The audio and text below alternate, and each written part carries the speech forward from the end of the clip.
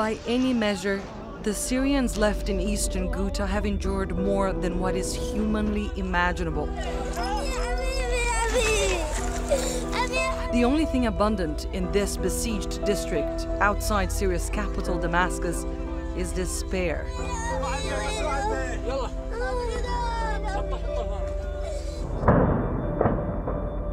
Last week, the Syrian regime ramped up its assault to retake what is now one of the last remaining rebel-controlled territories.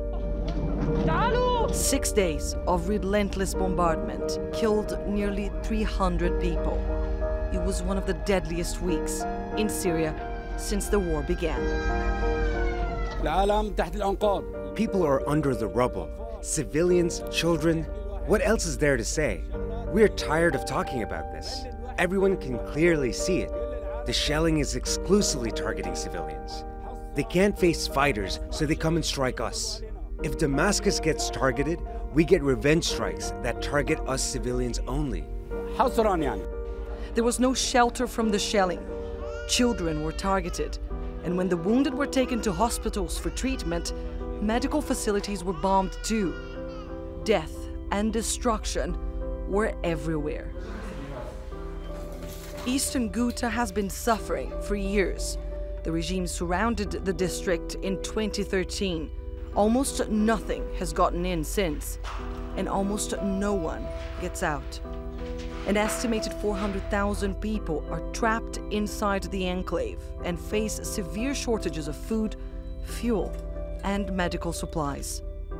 It has turned into one of the longest and most destructive sieges in recent wars, about a year longer than the one of Sarajevo. Humanitarian agencies have long warned the regime has been pushing Eastern Ghouta to the brink of catastrophe.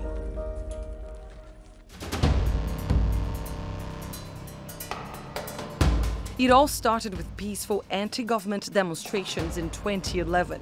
But when government forces started killing civilians, people took up arms and the opposition shattered into 100 pieces. Groups considered terrorist organizations flourished. Major international players got involved. And the crisis escalated into a full-blown war that has claimed more than 400,000 lives and driven millions from their homes. It's one of the most complex battlefields you could ever imagine. I mean, as soon as you think you can make it this complex, it grows in complexity.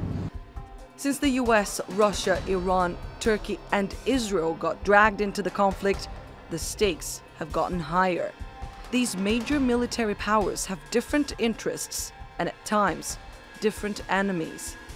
And with every troop maneuver, Syria moves further away from peace.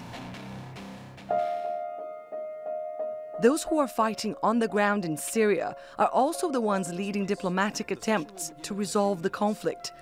The latest surge in violence, which continued in other parts of Syria, including Idlib province, threatens to end what little diplomatic headway has been made so far.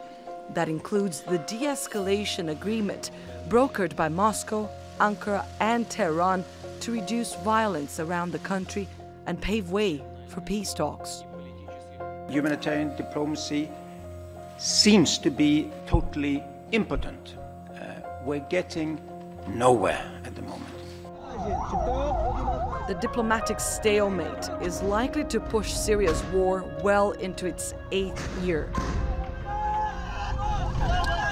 For the survivors in Eastern Ghouta, this will mean more thick clouds of smoke that will make it nearly impossible for them to see any hope.